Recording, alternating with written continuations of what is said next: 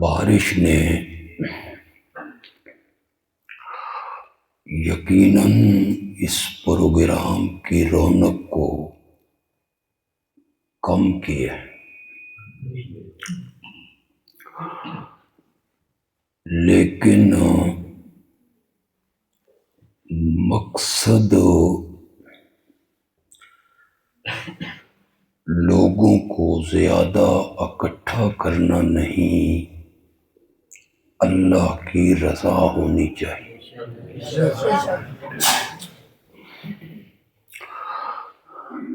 جن لوگوں نے یہ پروگرام رکھا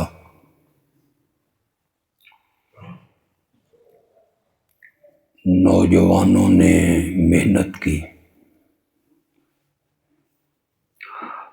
اللہ اپنی رحمت سے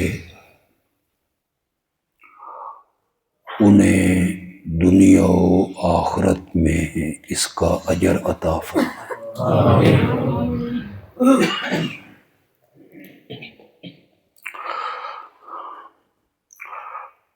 میں کوئی طویل بیان نہیں کروں گا،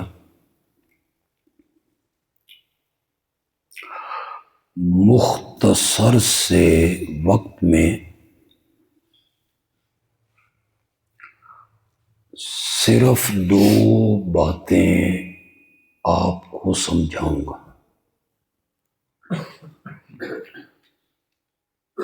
اللہ مجھے اس کی توفیق عطا فرمائے۔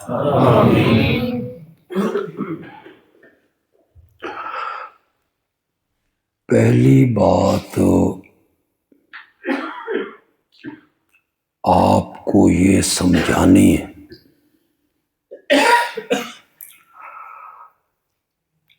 کہ جتنے اعمال اور جتنی نیکی کے کام آپ کرتے ہیں،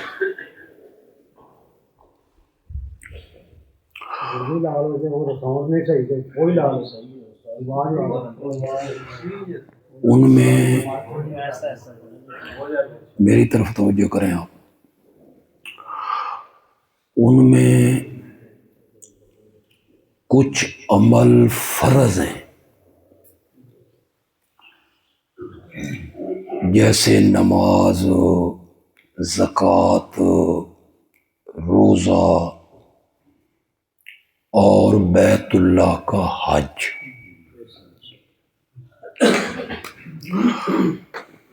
اس میں کچھ عمل نفلی ہیں، جیسے تہجد کی نماز پڑھنا، نوافل پڑھنا۔ کچھ عمل مسنون ہیں، جیسے قرآن کی تلاوت کرنا، تسبیح پڑھنا۔ جو عمل فرض ہیں نا، ان میں سب سے اہمیت والا کوئی فرض ہے تو وہ نماز ہے۔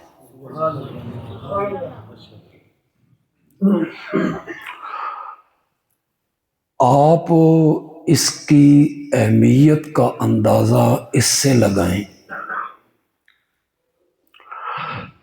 کہ باقی جتنے فرض ہیں، زکوٰۃ، روزہ، حج،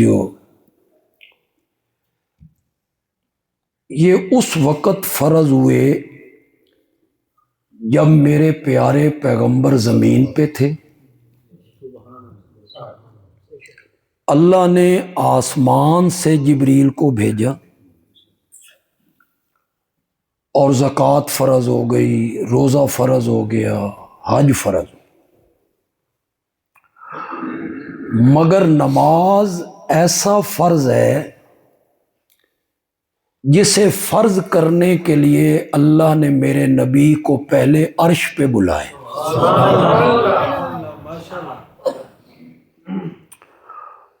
اور وہاں بلا کے 50 نمازیں اللہ نے فرض کر دی۔ پھر وہ 50 نمازیں کم ہوتے ہوتے ہوتے ہوتے آخر میں 5 رہ گئی.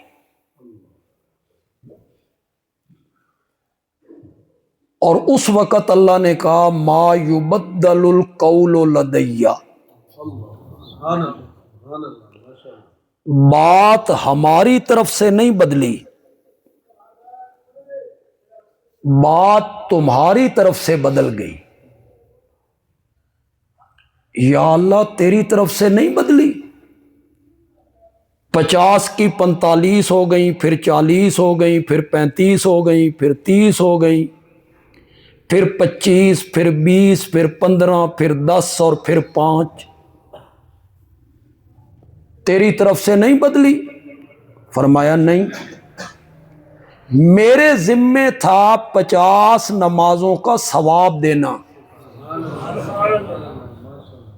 اور تمہارے ذمے تھا 50 نمازوں کا پڑھنا. تمہاری طرف سے بات بدل گئی ہے، تم 50 کی جگہ پہ 5 پڑھو گے، میں ثواب اب بھی 50 کا عطا کروں گا. یہ ایسا فریضہ ہے جو اللہ نے اپنے نبی کو پہلے اپنے پاس بلایا اور وہاں امت کے لیے یہ 50 نمازیں فرض کر دیں، جو باقی کتنی رہ گئیں؟ 5. آپ کو سمجھ آ رہی؟ یہ جملہ میں کہتا تو بڑے بڑے اجتماعات میں ہوں، ہے یہ خطابتی جملہ، لیکن چلو تو بھی سنا دیں. تسی بارش دے مارے ہوئے آئے ہو، تھوڑی مہربانی ہے، تسی آ گئے ہو. لذت آ جائے جملے کی تو دعا کر دینا. وہ 50 نمازیں جو عرش پہ فرض ہوئیں، وہ اترتے اترتے اترتے اترتے زمین پہ آ کے 5 ہو گئیں، اور جو زمین پہ 5 پڑی گئی نا، وہ چڑھتے چڑھتے چڑھتے عرش پہ جا کے پھر 50 ہو گئی. تو جتنے فرائض ہیں ان میں سب سے اہمیت والا فرض جو ہے وہ کیا ہے؟ پھر مال کی زکوٰۃ ہے. مجھے امید ہے کہ آپ اپنے مالوں کی زکوٰۃ دیتے ہوں گے. چپ کر گئے ہو بالکل، میں تے بڑا اعتماد کیتا تھوڑے تے. عشر بھی دیتے ہو، زمین کی پیداوار کا عشر. من کے عشر دیندے ہوندے نا تو اے بے وقت دیاں بارشاں نہیں سنانیاں. جب آپ 20 بوریوں میں 1 بوری اللہ کے نام کی دینے کے لیے تیار نہیں نا، تو اللہ پھر بے وقت کی بارشیں برسا کے کہتا ہے ہن بھی کلے چو چک نہ کیے چکدا. تو وہ سارے فرائض ہیں. زکوٰۃ ایک فرض ہے، روزہ ایک فرض ہے، بیت اللہ کا حج بھی کیا ہے؟ فرض ہے. پہلی بات جو آج آپ کو سمجھاؤں گا، اللہ کرے میں سمجھانے میں کامیاب ہو جاؤں، آپ سمجھنے میں کامیاب ہو جائیں. جتنے فرائض ہیں، جتنے اعمال ہیں، جتنی نیکیاں ہیں، جتنی تسبیحات ہیں، تہجد ہے، مسجد کا بنانا ہے، خیرات کرنا ہے، صدقہ کرنا ہے، تمام اعمال کی قبولیت کا جو دار و مدار ہے وہ عقیدہ توحید پر ہے. عمل تب قبول ہوں گے جب عقیدہ توحید کیا ہوگا؟ درست. عقیدہ توحید درست نہیں ہوگا تو کوئی عمل بھی اللہ کے ہاں قبول ہو نہیں. یہ سن لو، یہاں لکھ لو، کل قیامت والے دیہاڑے رب دے سامنے بہانہ نہیں بنانا کہ یا اللہ ہمیں تو پتہ نہیں تھا. میں تمہیں بتا کے جا رہا ہوں، یہ بہانہ تمہارا ختم کر کے جا رہا ہوں. تمام اعمال کی قبولیت کا جو دار و مدار ہے وہ کس پر ہے؟ عقیدے پر ہے، عقیدہ توحید پر ہے. عقیدہ توحید بالکل اسی طرح ضروری ہے جس طرح مکان کے لیے بنیاد ضروری ہے۔ اگر ایک آدمی مکان بنانا چاہتا ہے، اس کے ذہن میں نقشہ ہے 2 منزلہ عمارت بناؤں گا، دیواروں پہ ٹائل لگاؤں گا، چھت منقش کروں گا، سنگ مرمر کا فرش لگاؤں گا، ساگوان کی لکڑی کے دروازے بنواؤں گا، اس کے ذہن میں ایک نقشہ ہے کوٹھی بنانے کا۔ وہ مستری مزدور لے آتا ہے اور اپنے پلاٹ پہ کھڑے ہو کر اس مستری کو کہتا ہے زمین دے اتے ردے لانے شروع کر۔ ابھی مستری نے ردے لگانے شروع کیے، ایک کوئی سمجھدار بندہ ہے، اس نے کہا چودھری صاحب کی کر رہے ہو؟ کہ کوٹھی بنانا چاہتا ہوں، 2 منزلہ بنانا چاہتا ہوں، خوبصورت بنانا چاہتا ہوں، چھتیں منقش کرنا چاہتا ہوں۔ اس سیانے بندے نے کہا جس طرح آپ بنا رہے ہیں یہ مکان زلزلے کا ایک جھٹکا بھی برداشت نہیں کرے گا، ہو سکتا ہے تیز آندھی بھی اس مکان کو گرا دے، تو پھر میں کیا کروں؟ اس عقل مند بندے نے کہا پہلے زمین میں بنیاد کھودو اور اصل زمین تک جاؤ، پھر وہاں روڑی ڈالو، پھر سیمنٹ ڈالو، پھر درمٹ سے کٹائی کرو، پھر 48 انچ کی دیوار اٹھاؤ، پھر اٹھاتے اٹھاتے اٹھاتے اٹھاتے آخر میں آ کے 9 انچ یا 13 انچ کر دو، پھر ڈیم پروف ڈالو، اس میں سریا ڈالو، پھر اس تے لک لاؤ، پھر پلاسٹک بچھاؤ۔ اللہ تو ان مکان دی تعمیر تو بچائے۔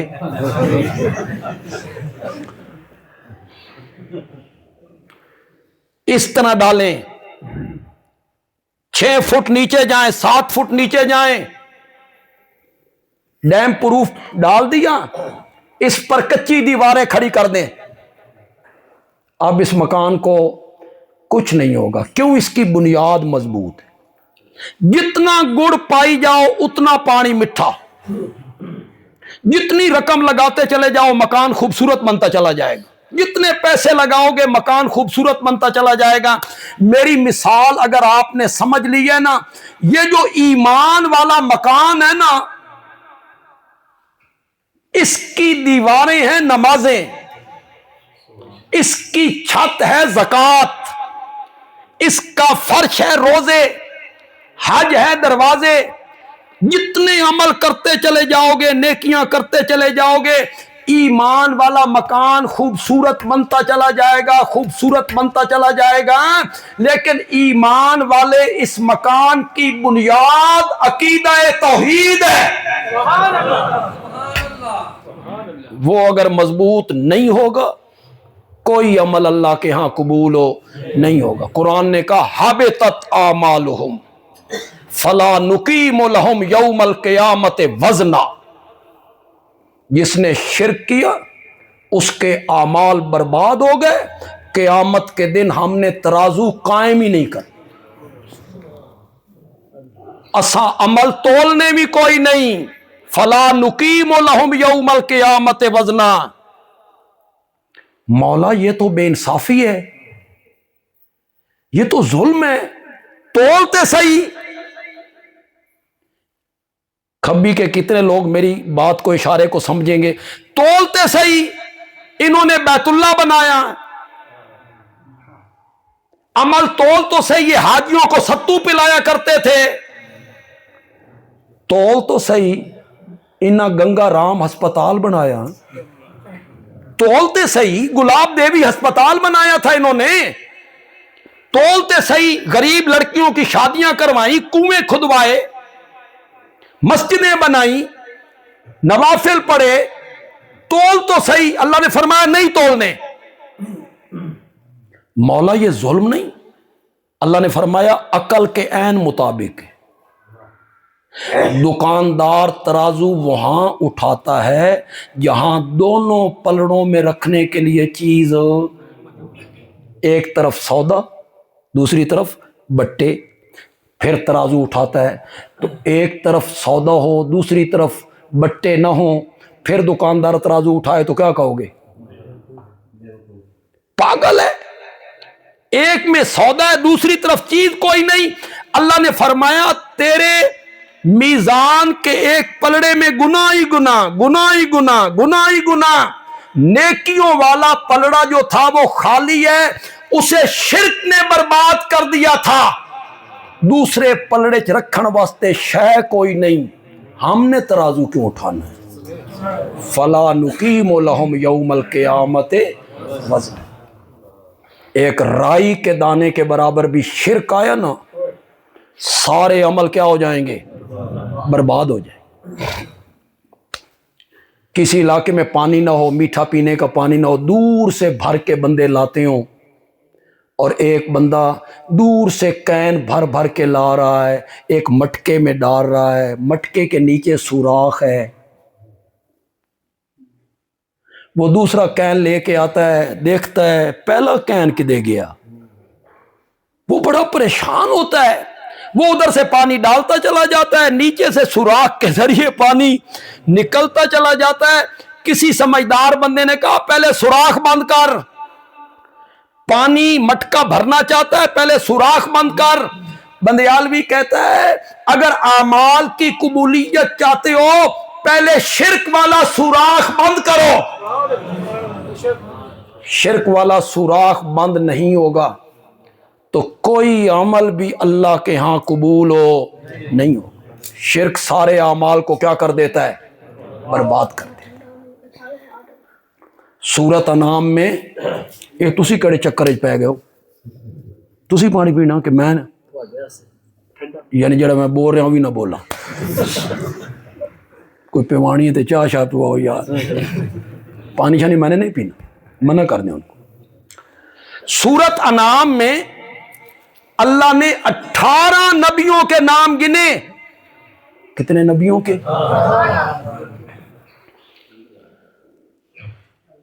پھر سارے نبیوں کے اللہ نام گننے لگ جائے تو قرآن تو ناموں سے بھر جائے۔ آگے اللہ نے ایک قانون بیان کیا، فرمایا وَمِنْ آبائِهِمْ، جو نہیں نہ گنے، کچھ 18 کے باپ دادا تھے، وَذُرِّيَّاتِهِمْ، کچھ ان 18 کی اولاد تھے، وَإِخْوَانِهِمْ، کچھ ان 18 کے بھائی تھے۔ اب اللہ نے سارے نبیوں کو گن لیا، 18 کو نام لے کے، دوسروں کو بتبع۔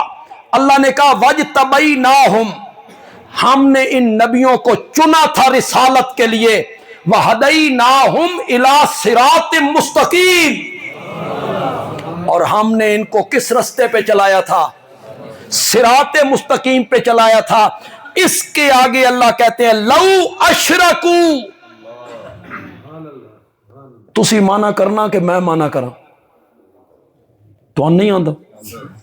اشرکو، اگر وہ کیا کرتے، لو کا معنی اگر، بالفرض والمحال، ہم کہتے ہیں فرض کرو، بولتے ہیں نا فرض کرو، یہ وہی لو ہے، یہ لو کان فیہما آلہہ، اگر اللہ کے سوا کوئی اور الہ ہوتے لفسدتا، تو زمین و آسمان کیا ہو جاتے؟ برباد ہو جاتے۔ اگر الہ ہوتے ہیں کوئی نہیں، یہ وہاں بولا جاتا ہے، لو وہاں بولا جاتا ہے، فرض کرو لو کان بعدی نبی لکان عمر، اگر میرے بعد کوئی نبی ہوتا تو ہے کوئی نہیں، یہ لو وہاں بولا جاتا ہے۔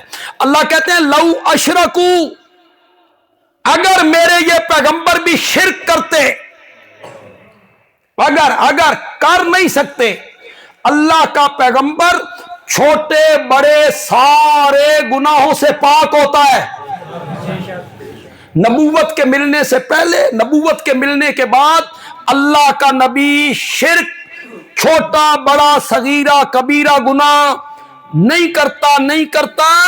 نبی کی زندگی اتنی پاکیزہ ہوتی ہے کہ اللہ قرآن میں کہتا ہے لعمرو کا، میرے پیغمبر تیری زندگی کی مجھے قسم ہے، اتنی پاکیزہ زندگی تو ہے نا، یہ زندگی کی قسم اٹھا رہا ہے کون؟ اللہ۔ नबी छोटे बड़े गुनाहों से पाक होता है, मासूम होता है। नबी कोई गुनाह नहीं करता, नाफरमानी नहीं करता। मेरे पास तफसील का वक्त नहीं है, समझदार जो बच्चे हैं, पढ़े लिखे लोग हैं, मेरी बात को नोट करें, दिल की तख्ती पे नोट करें। छोटे बड़े गुनाहों से पाक और मासूम होना ये सिर्फ नबूवत की है। नबी के अलावा कोई मासूम नहीं। सहाबा कोई मासूम है? कोई मासूम नहीं। सहाबा महफूज हैं, गुनाहों से मासूम नहीं है। गुनाह का सुदूर हो सकता है, एक सहाबी से जिना का सुदूर नहीं हो गया था, फिर उस पर हाद नहीं लगी थी।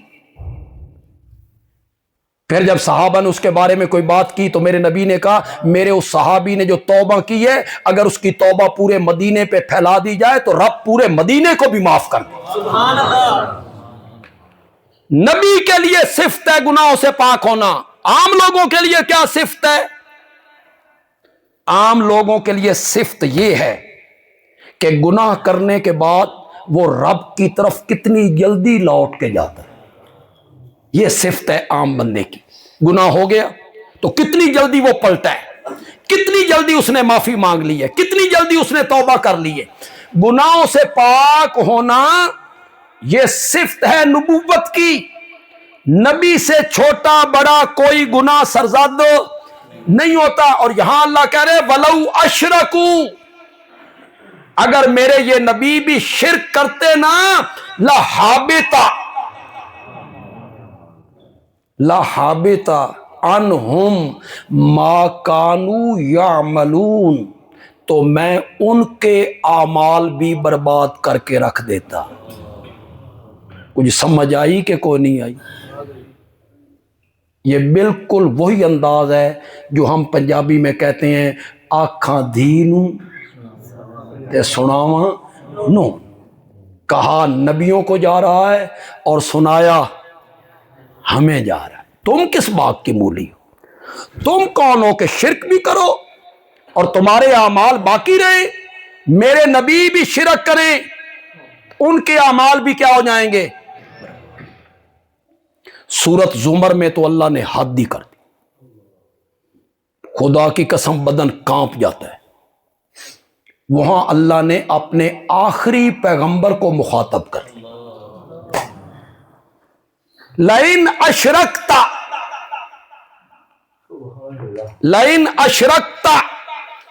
मेरे प्यारे पैगंबर, अगर आपने भी, वही अगर हो नहीं सकता, छोटा गुनाह भी सरजद नहीं होता, लेकिन अगर बिल फर्ज वल महाल आपने भी शिर्क किया, आपने भी, जो सिर्फ नबी नहीं है, इमामुल अंबिया है, जो सिर्फ रसूल नहीं है, खातिमुल मुरसलीन है, फिर वो रहमतुल लिल आलमीन है, फिर वो शफीउल मुज़निबीन है, फिर वो साहिब कुरान है, फिर वो साहिब मोइज़ात है, फिर वो साहिब मेराज है, फिर क़यामत के दिन हौज़े कौसर का साकी है, लिवाउल हम्द का हामिल है, मकामे महमूद का दूल्हा है, सबसे पहले जन्नत का इफ्तिताह करने वाला है, खटखटाने वाला है। मकाम देखो, मर्तबा देखो, अजमत देखो, शान देखो, मेरे रब का महबूब है, मेरे रब का प्यारा है। अजमत का ये आलम है कि जमीन पे बैठकर चेहरा आसमान की तरफ उठा देता है तो रब किबले तब्दील करके रख देता है। कद नरा तकल्लुब वजहिका फिस समा फलनुवल्लियन्नका किबलतन तरज़ाहा। मेरे प्यारे पैगंबर, तेरा बार बार चेहरा आसमान की तरफ उठाना हम देख रहे हैं। इतनी अजमतों वाला, इतने मकाम वाला, इतने मर्तबे वाला, जो महबूब खुदा है, मुजतबा है, मुर्तजा है, मुस्तफा है, उनको खिताब करके अल्लाह कहते हैं लइन अशरकता, अगर आपने भी शिर्क किया, लयहबतन्ना अमलो का, करो मन, तो तेरे अमल भी क्या हो जाएंगे। अगला जुमला सुनो, مجھ میں ترجمے کرنے کی بھی سخت نہیں رہ جائے گی. میرے تو وہ نبی ہیں, میرے تو ایمان کا حصہ ہے کہ سب سے زیادہ میں محبت ان سے کروں. اگلا جملہ سنو, جو ترجمے کرنے کی سخت رکھتے ہو تو کرو ترجمہ. وَلَا تَكُونَنَّ, اور آپ ہو جائیں گے من الخاسرین. کرو من, کس میں سے ہو جائیں گے آپ؟ خسارہ کس کو کہتے ہیں؟ کن کو کہا جا رہا ہے؟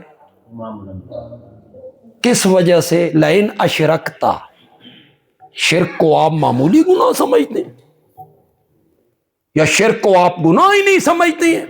زنا کو آپ گناہ سمجھتے ہیں, چوری کو آپ گناہ سمجھتے ہیں, ڈاکے کو آپ گناہ سمجھتے ہیں, غیبت کو آپ گناہ سمجھتے ہیں, جھوٹ بولنے کو گناہ سمجھتے ہیں, شرک کو گناہ نہیں سمجھتے ہو.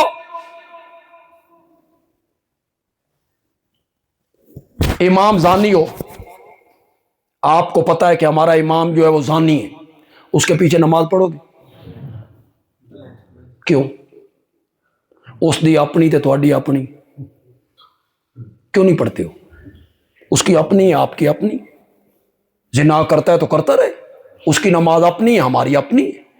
امام چور ہے, پڑھو گے؟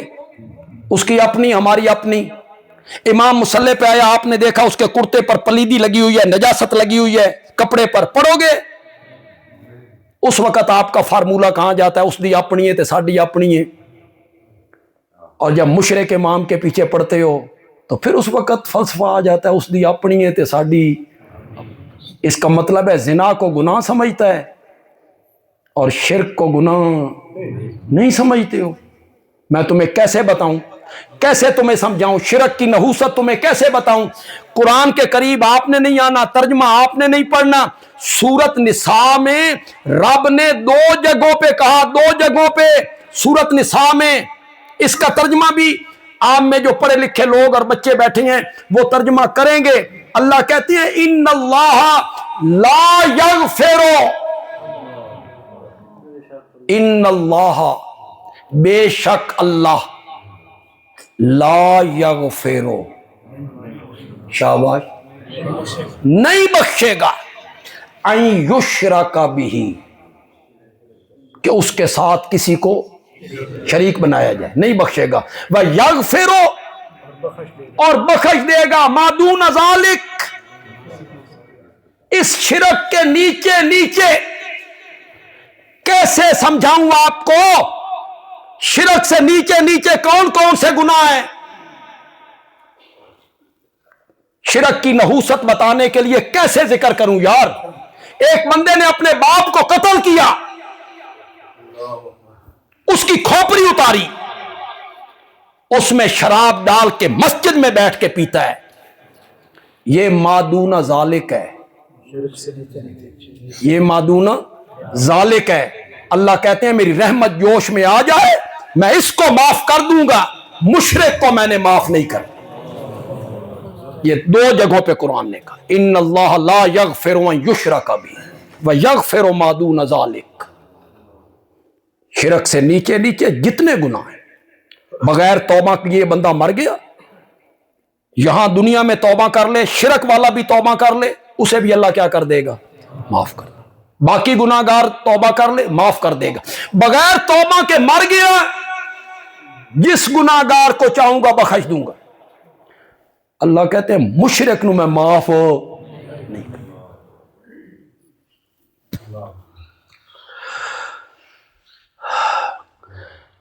بیوی اہلیہ گھر والی, اس نے ہانڈی میں نمک زیادہ ڈال تے بندے نو ہوئے بلڈ پریشر, اس سے نمک زیادہ پڑ گیا بیچاری سے. خامند نے لقمہ لیا, زبان پہ رکھا, محسوس ہوا نمک ہے, ہو سکتا ہے حوصلہ کر جائے, میری رفیقہ حیات ہے, میرے بچیاں دی ماں ہے, میرے نال زندگی گزاری ہے, چلو ہو گیا, غلطی ہو گئی, ہو جاتا ہے بندے سے, چمچ سے ڈالنے لگی تھی زیادہ پڑ گئی, بغیر دس سے میکے ٹر گئی. ہو سکتا ہے بندہ برداشت کر جائے. چلو خیر ہے یار, ماں پیو دے گھر گئی ہے, میرے کو اجازت نہیں لئی, خیر ہے, میرے بچیاں دی ماں ہے, یہ صرف اتنے سنو نہیں, اس تے عمل بھی کیتا کرو, حوصلہ رکھیا کرو, حوصلہ. بات بات پہ, تھوڑی تھوڑی بات پہ طلاقیں دینے شروع کر دیتے ہو, نہ حوصلہ کرتے ہو. ذرا سی بات ہوئی, ذرا سی ناچاکی ہوئی, تل میں تن 700 طلاقہ دیتی. خدا گواہ ہے, ہماری ساری زندگی مدرسوں میں گزر گئی, لوگ ہمارے پاس فتویٰ لینے آتے ہیں, اللہ دی قسم طلاق دین تو ادھے گھنٹے بعد دماغ ٹھکانے. وہ چھوٹے چھوٹے بچے بچیاں وہ سامنے آئیں, ہن کی بنے گا انہاں بچیاں دا, او تے میں تے طلاق. پھر کہتا استاد جی کوئی راہ کڈو آنا, ہن اساں راہ کڈیے تیرے واسطے, اے حرام اساں تیرے واسطے حلال کریے. میں نے تو غصے میں دیا جی, مجھے تو ہوش ہی نہیں تھا, غصہ بڑا تھا جی. یہ ہمیں آ کے کہتے ہیں. میں نے کہا دنیا میں آج تک محبت کی طلاق ہوئی نہیں, آج تک نہیں, پیار کی طلاق نہیں. بندہ گھر میں آیا اور بیوی کہے کہ مجھے تو اس سے بڑی محبت ہے, چل میں تین طلاق دے دیں. ایسا بھی کبھی ہوا؟ طلاق ہوتی کس میں؟ اس سے. تو یار آپ مرد ہیں, حوصلہ کیا کرو. طلاق کا اختیار رب نے آپ کو کیوں دیا ہے, عورت کو کیوں نہیں دیا؟ یہ تم ہی زنانیاں رونا, تیرے اعصاب بھی ایسے ہونے نہ سوچنا ہے تو نے, تو طلاق کا اختیار رب نے تجھے کیوں دیا ہے؟ تجھے اس لیے دیا ہے کہ تیرے اعصاب مضبوط ہیں, تو حوصلے والا ہے, تو مستقبل کو دیکھتا ہے, سمجھتا ہے. تے خدا دی قسم اگر طلاق دا اختیار عورتاں کول ہوندا, اساں سارے رنڈوے ہونا سی. اساں سارے ذرا ذرا سی بات پہ انہوں نے ہمیں طلاق دے دینی. وہ تو بے حوصلہ ہوتی عورت. لیکن یہاں ہمارے نوجوان کیوں بے حوصلہ ہو جاتے ہیں؟ حوصلہ کیا کرو یار. پھر یہ جو منشی بیٹھے ہوئے ہیں کچہریوں میں, پتہ نہیں ان کو کس نے پڑھایا ہے کہ 3 طلاقیں لکھنی, 6 طلاق, 3 طلاق میں نے دی. وہ تحریریں کرنے بیٹھے ہوتے ہیں منشی کچہریوں. جب ایک سے حرام ہوتی ہے تو 3 دینے کا فائدہ. جب ایک طلاق بائن سے عورت حرام ہو جاتی ہے, نکاح سے نکل جاتی ہے, رجوع بھی نہیں ہو سکتا ایک سے, اس کے ساتھ بس لکھنا ہے بائن, طلاق بائن. مطلق طلاق کہو گے تو وہ رجی ہوگی, میں نے تجھے طلاق دی, وہ رجی ہوگی. عدت کے اندر کیا کر سکتے ہو؟ رجوع کر سکتے ہو, 3 سے کم ہو تو. اور بائن ہو تو ایک ہی ہو, کوئی رجوع نہیں کر سکتا, نکل گئی نکاح سے. لیکن ایک راستہ کھلا ہے, وہ عورت چاہے تو پھر اسی شوہر سے نکاح کر لے, اور چاہے تو کسی اور سے نکاح کر. تو جب ایک سے کام بنتا ہے تو 3 ضرور دینی ہوتی, 3 کا نام ضرور لینا ہوتا ہے. تو حوصلہ کیا کرو. میرے نبی نے کہا تھا اپنے گھر والوں سے اچھا سلوک کیا کرو. مجھ محمد کو دیکھو, میں اپنی 11 بیویوں سے اچھا سلوک کرتا ہوں. کیا بات. یہ میرے نبی کی سنت کس لیے؟ عمل کرنے کے لیے. لقد کان لکم فی رسول اللہ اسوۃ. حضرت عائشہ رضی اللہ تعالیٰ عنہ فرماتی ہیں نبی پاک رات کے پچھلے پیر اٹھتے نا, میرے ساتھ ہوتے تھے, اٹھتے نا تہجد پڑھنے کے لیے, تو حضرت عائشہ کہتی ہیں آہستہ سے اٹھتے تھے, عائشہ دی آنکھ نہ کھل جائے. میں جاگ رہی ہوتی تھی, پھر آپ دروازہ کھول کے باہر جاتے نا تو آپ آہستہ سے دروازہ کھولتے تھے. میں جاگ رہی ہوتی تھی, پھر واپس آتے تو دروازہ آہستہ سے بند کرتے تھے, عائشہ دی نیندر خراب نہ.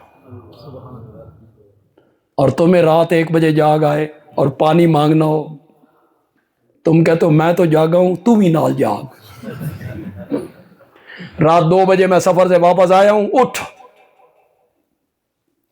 یہ سنت ہے میرے نبی کی کہ حضرت عائشہ کی نیند خراب ہو نہ ہو بس رکھ دیں رکھ دیں میں نے تو ویسے ہی کہا تھا تسی وہ تے عمل کر چھڑے بس رکھ دیں میں نے نہیں پینی چاہیے وہ کوئی میری گل سمجھ آ رہی تو ان کے لیے بیوی میں کے ٹر گئی بغیر دسے خامند حوصلہ کرتا ہے چلو رفیق حیات ہے خیر ہے نہیں پوچھیا ماں پیو دے گھر ہی گئی ہے خیر ہے نمک زیادہ ڈال دیا خیر ہے ماں پہ چلی گئی بغیر بتائے خیر ہے اور اگر شوہر نے اپنی بیوی کے بستر پہ غیر مرد کو دیکھا ہوں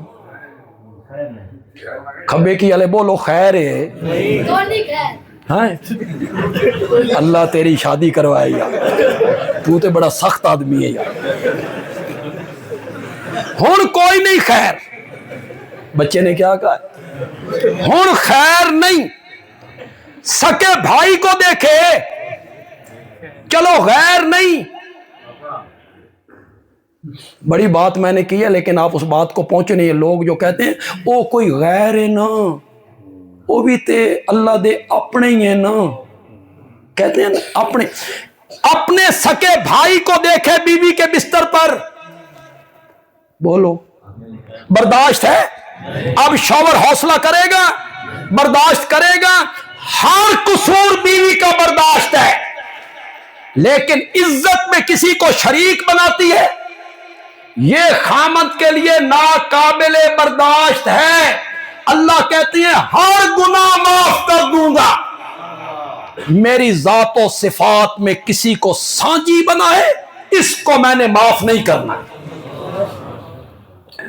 پہلی بات میں نے آپ کو یہ سمجھائی کہ اعمال کی قبولیت کا دار و مدار کس پر ہے؟ عقیدہ توحید وہ پختہ ہونا چاہیے اس میں رائی کے دانے کے برابر بھی شرک نہ ہو. خدا گواہ یہ ساری دھرتی اور فضا ایک بندے کی نیکیوں سے بھر جائے اتنی نیکیاں کون کر سکتا زمین پہ رکھی جائیں تو آسمان تک چلی مشرق مغرب شمال جنوب تک چلی. اگر ان نیکیوں میں ایک رائی کے دانے کے برابر شرک والی چنگاری آئی اس پوری دنیا بھر کی نیکیوں کو وہ چنگاری کیا کر دے گی؟ ختم کر دے گی. سارے عمل ختم ہو جائیں گے حبطت اعمال. یہ میں نے ایک بات آپ کو سمجھانی تھی اللہ کرے میں سمجھانے میں کامیاب ہوں. آپ اس پر عمل کریں گے اپنے عقیدے کو درست کرنا ہے اپنے عقیدے کو کیا کرنا ہے درست کرنا ہے اس میں شرک والی آمیزش نہیں ہونی چاہیے.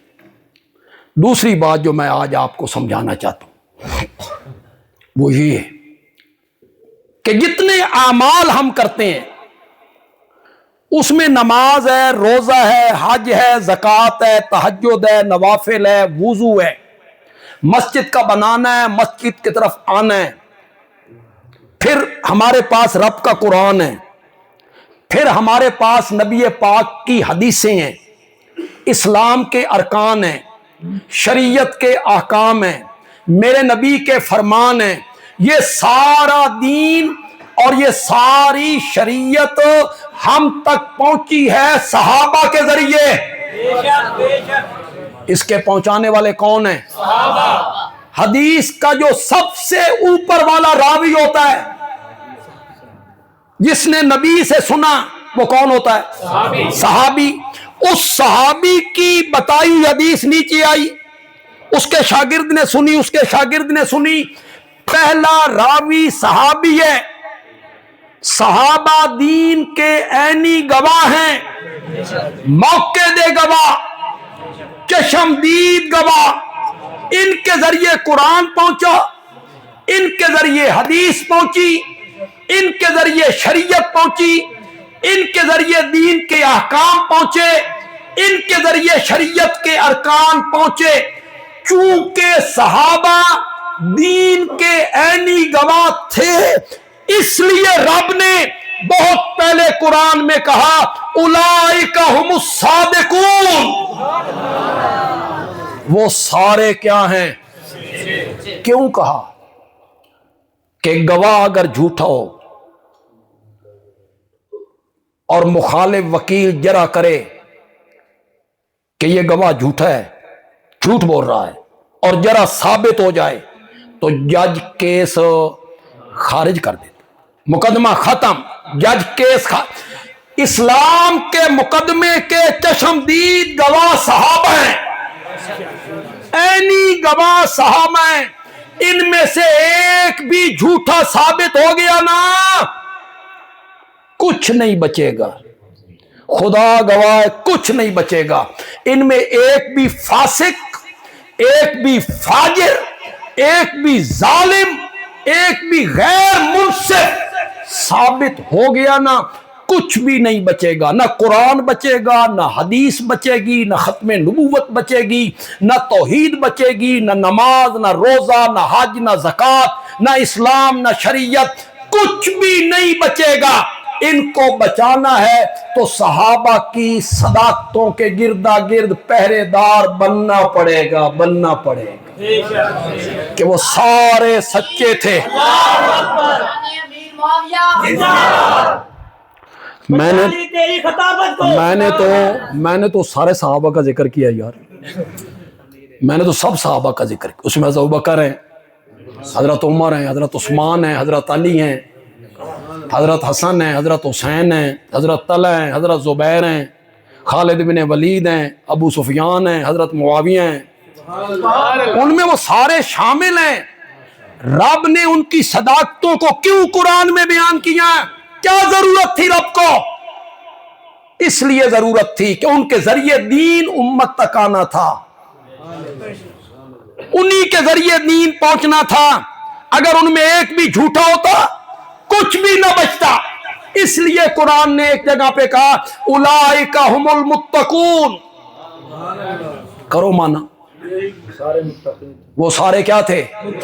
بولو زور سے بولو، اولئک ھم المتقون، وہ سارے متقی تھے۔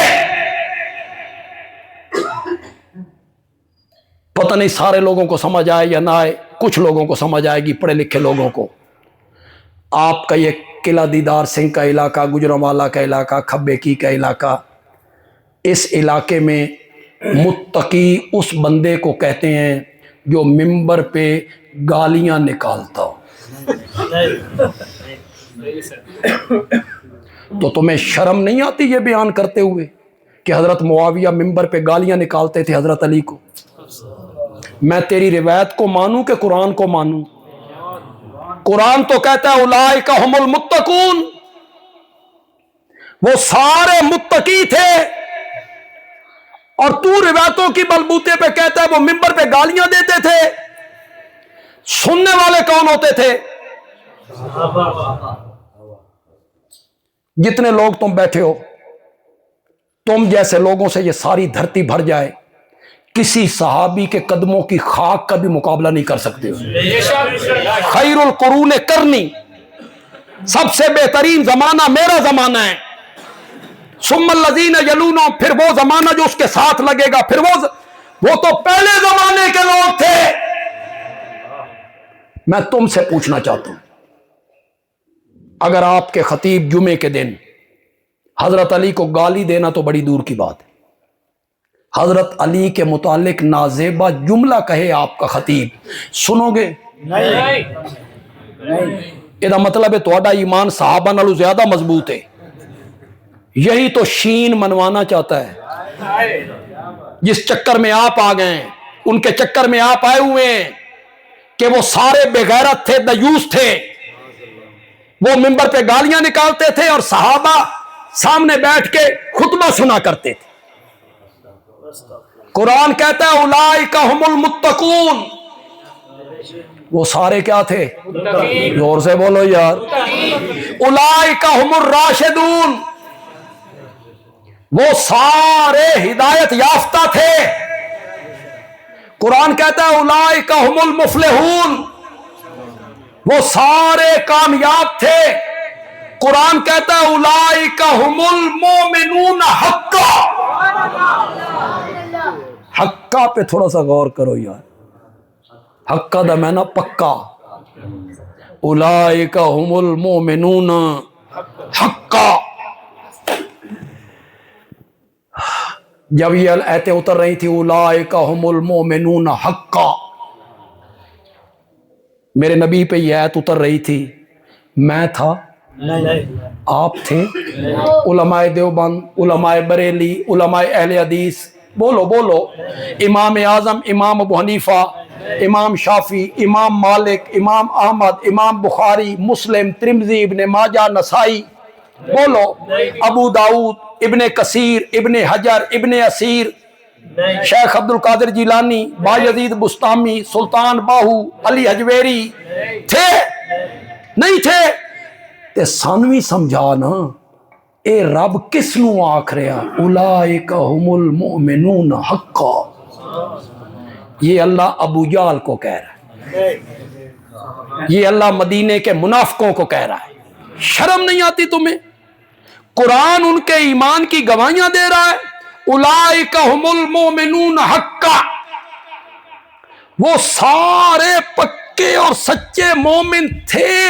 بندیالوی کہتا ہے وہ پکے اور سچے مومن تھے، ان سے محبت بھی صرف مومن ہی کرے گا،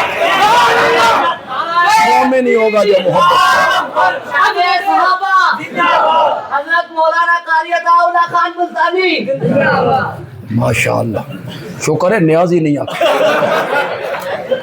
کیا لے ملتانی تے رہ گیا، یہ وہ بھی آکھ سکتا سی. پڑھے لکھے ہے وہ یار تسی سارے، میں تواڈے وچ پھس گیا کہ تساں میرے کول پھس گئے. اولئک هم المؤمنون حقا، اولئک هم المؤمنون حقا. یہ آیت کس کو یاد نہیں ہے یار آپ میں سے؟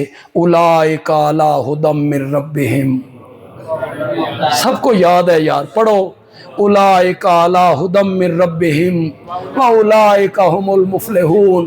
رب کی طرف سے ہدایت پہ یہی لوگ ہیں. کون؟ میں تو نہیں تھا، میں تو نہیں تھا اس وقت. تو کن کو کہہ رہا ہے یہ قرآن؟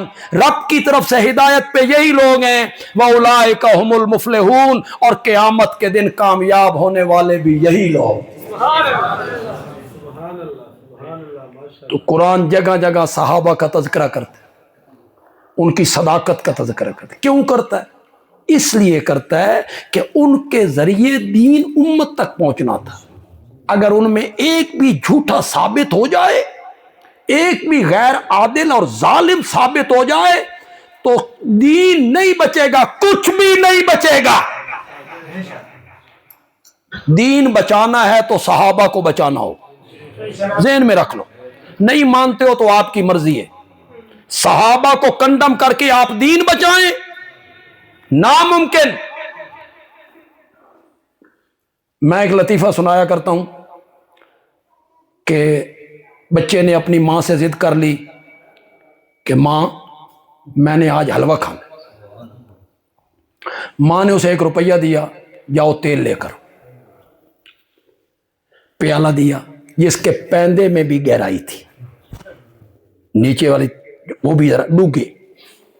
بچہ گیا دکاندار کے پاس، روپیے کا تیل دے. اس نے تیل ڈالا، پیالہ بھر گیا، تیل بچ گیا. دکاندار نے کہا باقی کا تیل کہاں ڈالوں؟ تو بچے ہوتے ہیں، بچے آ کے ادے پا دے.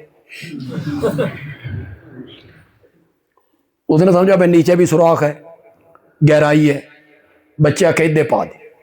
دکاندار ہی ادے پا دے. گھر آیا، ماں نے کہا روپیے دا اتنا تھوڑا تیل؟ اس آ کے اماں ادے بھی ہے. کوئی سمجھے ہو کہ کوئی نہیں سمجھے؟ پھر نہ تیل ادھر رہا نہ تیل ادھر رہا. اگر صحابہ نہیں نہ بچیں گے تو دین نہیں بچ سکتا، دین نہیں بچ سکتا. دین اور شریعت کو بچانا ہے تو صحابہ کی صداقت کو ماننا پڑے، ان کی امانت کو. آسمان دنیا نے ایسے لوگ کبھی نہیں دیکھے، خدا گواہ ہے. آسمان دنیا نے آج تک ایسے لوگ صحابہ جیسے لوگ کبھی نہیں دیکھے، اور قیامت کی صبح تک آسمان ایسے لوگوں کو دیکھ بھی نہیں سکتا۔ بس وہ آئے اور چلے گئے، وہ بڑے خوش نصیب لوگ تھے، وہ بڑے خوش قسمت لوگ تھے۔ تمہیں کیسے بتاؤں کہ وہ کتنے خوش قسمت لوگ؟ پہلے تم بتاؤ، جتنے لوگ یہاں بیٹھے ہو ان میں پکے نمازی بھی ہیں، کچے پکے بھی ہیں، چہرے پہ سنت رسول بھی ہے، کئیوں کے چہرے پہ سنت رسول نہیں بھی ہے، اللہ انہیں توفیق دے۔ جو نماز نہیں پڑھتے ہیں اللہ انہیں پکا نمازی بنا دے۔ عمل میں اعلیٰ آدمی ہے، تہجد گزار ہے، یا عمل میں بہت نیچ ہے، نماز بھی کبھی نہیں پڑھی۔ آپ کی یہ آرزو اور تمنا نہیں ہے کہ کبھی خواب ہی میں آمنہ کے لال کی زیارت ہو جائے؟ بولو، نہیں آرزو؟ بولو اللہ اسی آرزو کی وجہ سے آج رات زیارت ہی کروا دے۔ یہ جو آپ آرزو کر رہے ہیں کہ یا اللہ نبی پاک کا چہرہ دکھا دے، خواب میں ہی دکھا دے، وہ کیسا چہرہ تھا، کیسا حسین جمیل خوبصورت چہرہ، وہ زلفیں، ہر بندے کی تمنا ہے۔ اور جس بندے کو زیارت ہو جائے، جس خوش قسمت کو زیارت ہو جائے، وہ صبح ایک ایک بندے کو پکڑ کے کہتا ہے میری قسمت ویکھ، من راتی خواب وچ نبی پاک ملے نہیں، میں نے آپ کو دیکھا ہے، تو خواب میں نبی پاک کو دیکھ لے، تیرا سر آسمان تے جا لگدا، ان پہ تو تنقید کرتا پھرتا ہے جو میرے نبی سے مصافحہ کیا کرتے، جو میرے نبی کے گلے ملا کرتے، جو سواری پہ میرے نبی کے پیچھے بیٹھا کرتے تھے، جو ایک دسترخوان پہ بیٹھ کر میرے نبی کے ساتھ کھانے کھایا کرتے تھے۔ تو ان پہ تنقید کرتا پھرتا ہے، تو ان کی غلطیاں گنواتا پھرتا ہے کہ انہوں نے یہ کام غلط کیا تھا، یہ کام غلط کیا تھا۔ تجھے جج کس نے بنایا؟ تجھے کس نے جج بنایا ہے کہ تو فیصلہ کرے کہ یہ صحابی حق پہ تھا، یہ حق پہ نہیں تھا؟ تجھے جج کس نے بنایا ہے؟ اگر آج حضرت عمر ہوتے تیری پیٹھ دروں سے کھرچ کے رکھ دیتے۔ تیری اتنی دیدہ دلیری کہ تو صحابہ کے درمیان فیصلہ کرنے لگا ہے، تو صحابہ کے درمیان ایک پہ تو تنقید کرنے لگا ہے، مذاق بناتے ہیں، تمسخر اڑاتے ہیں۔ خدا دی قسم ہے بندے نو سندے حیا آندی ہے، اللہ کی قسم سنتے ہوئے حیا آتی ہے جب وہ تمسخر کے انداز میں کہتا ہے تہاڈے ماموں نے انج کیتا، تہاڈے ماموں نے انج کیتا، تہاڈے ماموں نے انج کیتا۔ بندیال بھی ایک جملہ کہنے لگا ہے، کاٹ تو بڑی ہے جملے کی لیکن محسوس ہو تو تب۔ بندیال بھی کہتا ہے معاویہ مومنوں کا ماموں ہے۔ کس کا ماموں؟ یہ تو مومن ہے تو تیرا ماموں ہے۔ ان کی بہن ام حبیبہ رضی اللہ تعالی عنہا میرے نبی کی زوجہ محترم ہے۔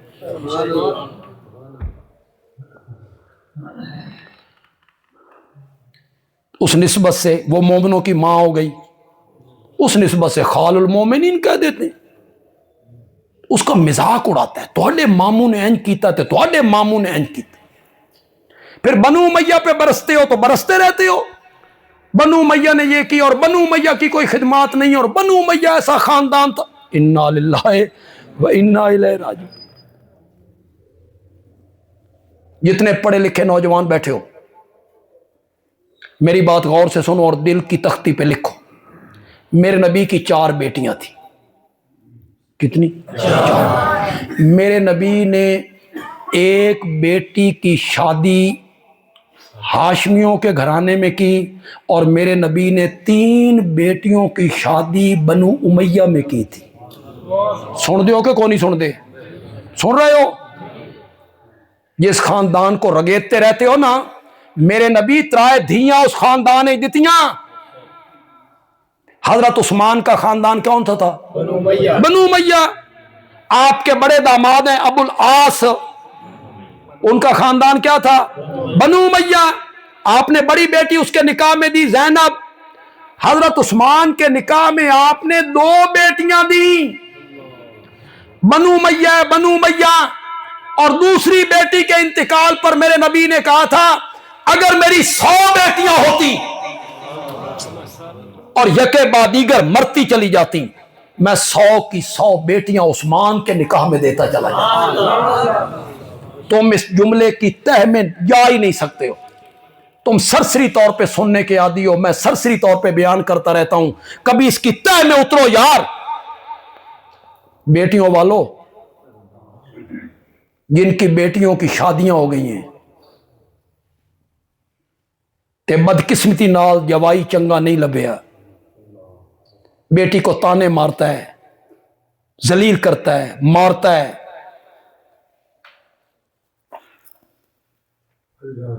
دوئی دھی بھی اٹھائی دین دے ہو نا، بولو۔ اور اگر وہ رشتہ لینے آ جائیں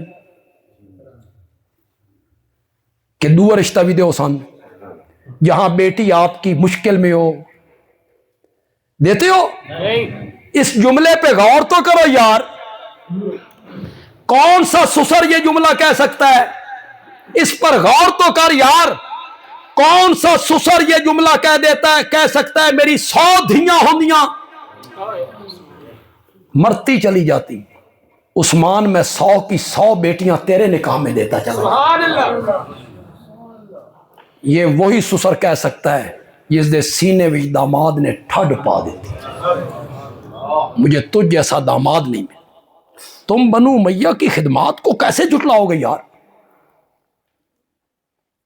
مدینے میں ایک کنواں تھا میٹھے پانی کا، یہودی پانی بیچتا تھا، میرے نبی نے کہا جو خرید کے وقف کرے، ملکیت نہ رکھے، اپنا حصہ عام مومن کے برابر اس کنویں میں رکھے، میں محمد اس کو جنت کی ضمانت دیتا ہوں۔ کون اٹھا تھا؟ کس قبیلے سے تعلق؟ مسجد جمعی کی جگہ تنگ ہو گئی، نمازی بڑھ گئے، آپ نے فرمایا 7 والا پلاٹ خرید کے جو مسجد میں شامل کرے، میں محمد اس کو جنت کی ضمانت دیتا ہوں۔ کون اٹھا تھا؟ کس قبیلے سے تعلق ہے؟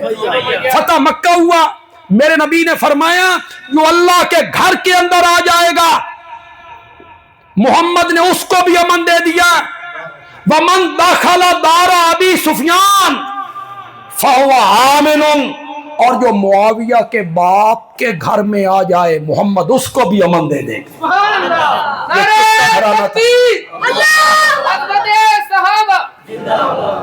یہ کس کا گھرانہ تھا؟ یہ ابو سفیان کا گھرانہ کس کا گھرانہ تھا؟ کس کے گھرانے کو دار امن قرار دیا؟ آپ نے بیت اللہ کا پہلا مؤذن مقرر کیا، ابو محذورہ۔ کون؟ نہ یاد رسی کہ باہر جا کے بھول جا سو۔ فتح مکہ کے بعد بیت اللہ کا پہلا مؤذن جس کی عمر 16 سال، میرے نبی نے اسے بیت اللہ کا مؤذن مقرر کیا۔ کس خاندان سے تعلق؟ بولو، بنو امیہ۔ مکے کا پہلا گورنر تعلق کس قبیلے سے؟ بولو بولو۔ نجران فتح ہوا، نجران کا پہلا گورنر کس قبیلے سے؟ میرا نبی بنو امیہ کے لوگوں کو گورنر بنا رہا ہے، ان کو مؤذن بنا رہا ہے، ان کے گھر کو دار امن قرار دے رہا ہے، تم اکیڈمیوں میں بیٹھ کے بکواس کرتے رہتے ہو۔ بنو امیہ بنو امیہ بنو امیہ بنو امیہ، یہ ٹھیک ہے، ہاشمی قبیلہ بہت اونچا قبیلہ ہے، میرا نبی کا تعلق اس قبیلے سے، اور جس قبیلے سے میرے نبی کا تعلق ہے یقیناً وہ قبیلہ بہت عظیم، بہت افضل ہے، لیکن اس کا یہ مطلب تو نہیں ہے کہ دوسرے قبیلے کو آپ رگیدتے چلے جائیں اور ان کا مذاق آپ بناتے چلے جائیں۔ دوسری چیز آج میں نے آپ کو سمجھائی، اگر میں سمجھانے میں کامیاب ہوا ہوں، صحابہ کے متعلق اپنے دل میں بغض نہیں پالنا، نہیں پالنا، عداوت نہیں پالنا، تنقید نہیں کرنا۔ اگر نبی پاک سے محبت ہے تو پھر صحابہ سے محبت کرنا. من احبہم فبحبی احبہم، جو میرے صحابہ سے محبت کرتا ہے وہ میری محبت کی وجہ سے محبت کرتا ہے. آپ سب کو نبی پاک سے محبت ہے یا نہیں؟ تو پھر نبی پاک کہتے ہیں میرے صحابہ سے محبت کرو. مجھ سے محبت ہے تو میرے صحابہ سے محبت کرو. تو دوسری بات میں نے آج آپ کو یہ سمجھائی کہ صحابہ کے متعلق اپنے ذہن میں کبھی بھی بدگمانی پیدا نہیں ہونے دینی. وہ سارے مومن تھے، سارے متقی تھے، سارے صادق تھے، سارے راشد تھے اور سارے کامیاب تھے. اللہ تعالیٰ عمل کی توفیق عطا فرمائے.